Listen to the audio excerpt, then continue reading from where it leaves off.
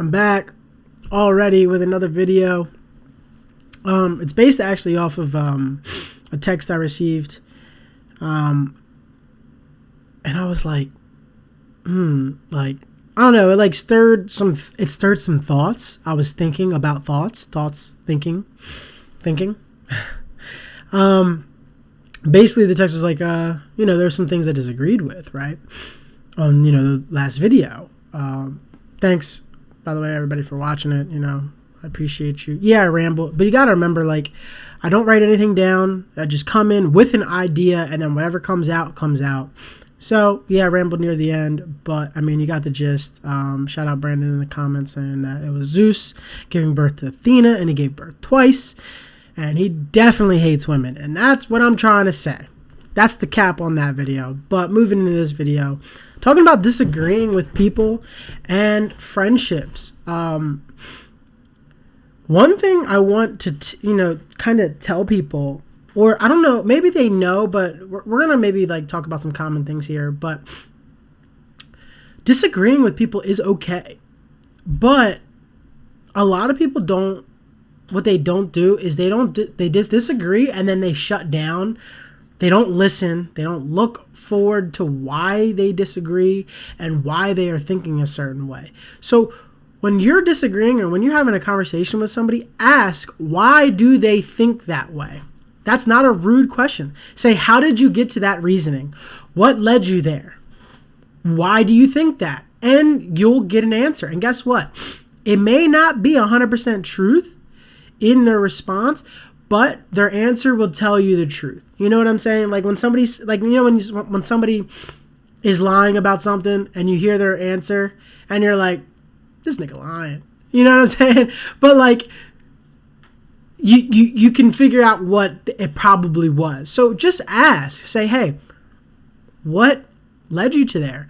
Because then when you figure out what led them there, you can then go back to my point, figure out what pipeline they're on. And then you can see, and then you can gauge the conversation. Then you can figure out where to go from there.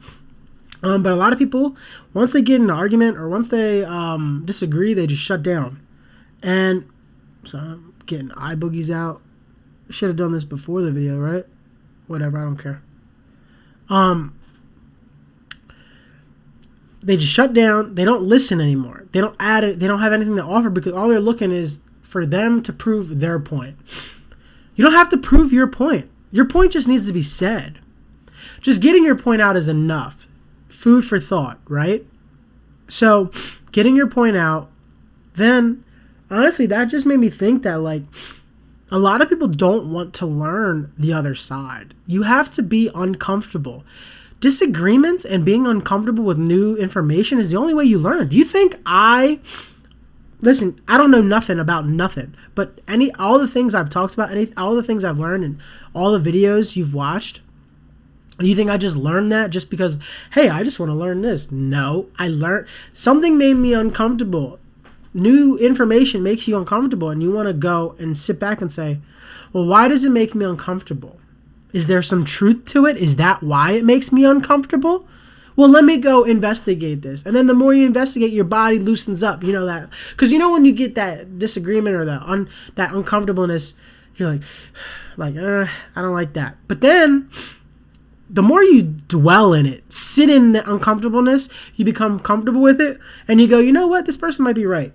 I'm not saying in extremes, some, racist type shit. But I'm just saying other viewpoints, other takes. You can understand how they got to a place. Just the reason why I bring this up is just because a lot of people I don't think understand that, disagreements and just uncomfortability is just allows growth. And I'm not, because obviously for, just for learning, this is why, that rhetoric of outgrowing your friends and, it's always sometimes it's used in a negative connotation, but I'm going to break it down. It's a subconscious thing. And then it's imagine a flower blooming, right? Or growing, right? I feel like I got something in my eye. It doesn't know it's growing. You don't know you're growing, right? Until you hit that point and you go, and you look around and you go, I've grown. And then you go, wait. And then you look at what your friends are doing And you go, wait, they're not thinking and doing anything different than what we've been doing. And you're just like, wait a second. And that's not a negative thing. Everybody grows at their own pace, but it's a subconscious thing, right? So you subconsciously pick your friends to the point where it's like, okay, this friend has this. He's funny. He's brave. He's outgoing. He's adventurous. You know what I mean? And then you have all these traits from all your friends, right? And then let's just say you're timid, you're shy, right? But you're around these people because you may not realize it, but they bring that to you.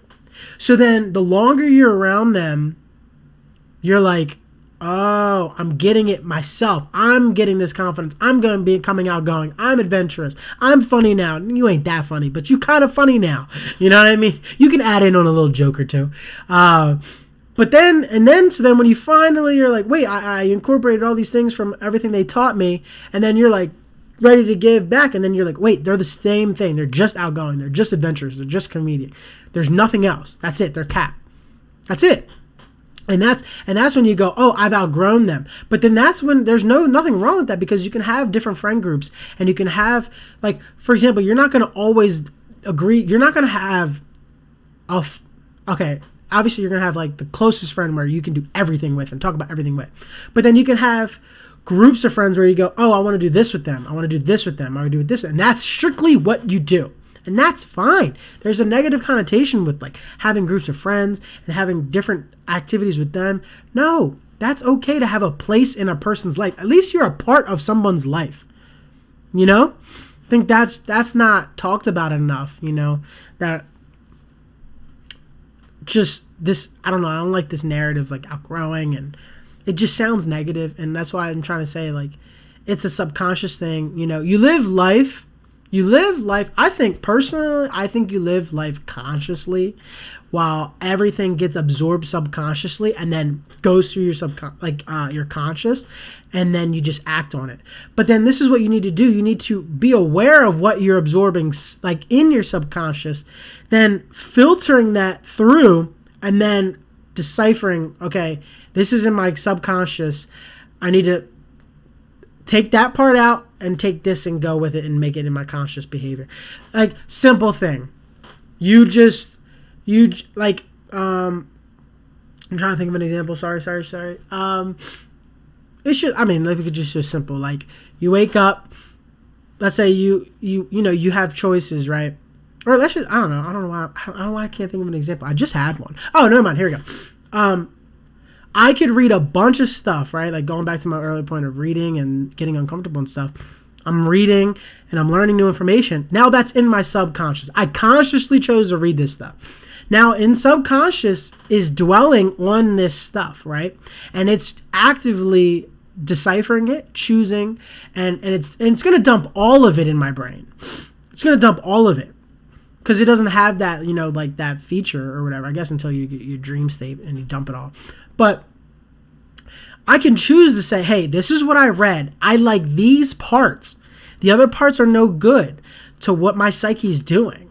So then, and then you keep it. And that's what you just have to apply everything to life. I like this. You take the good parts of what, like I said, you go down whatever rabbit hole. And what I didn't clarify what I meant by rabbit hole. I didn't mean in a sense of like, in a sense of go down a conspiracy. I mean, build your own rabbit hole to live this life.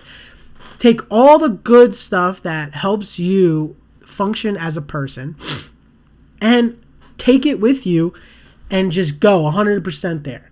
And that's one, and then one last thing, you know, I don't know. I was just thinking about this random topic, like, you know, there's experts and stuff, right? What really makes someone an expert on something, you know, because like let's say I dedicate my life to philosophy, right? I didn't learn anything. I didn't do anything.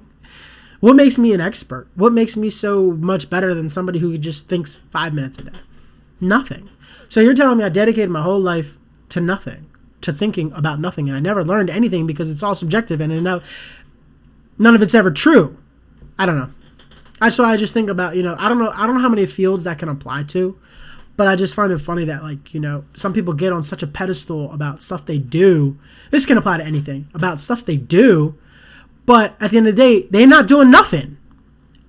And now I'm not saying that you can't be doing that. And that's a great thing that you're doing it. And that's what goes back to my rabbit hole point. Go down your rabbit hole. Spend your life doing something. That's fine. But don't get on a pedestal about it. That's what I try to say. Some people want to get this information. Somebody want to get knowledge and stuff. Get in jobs and fields just to say they're better than people. You're not better than no one. We're all trying to make a living. And we're all trying to live and make it through each day. No need to be an ass and think, oh, I'm doing this. I mean, at the end of the day, what are you really doing? What are you impacting? I wish I could. Even if my impact, I don't know. All right, I'm rambling. I'm going to start cutting it off when I start rambling. I think this was a good video just talking about friendships, growing, disagreements, arguments, just becoming comfortable with disagreeing, but really getting to the root of disagreements, getting to the root of yourself, about your subconscious, knowing what you like, what you don't like, learning new things, trying new things. I just think that just thinking about how some people are afraid to get invested in something. This is the last point I'll wrap it up with.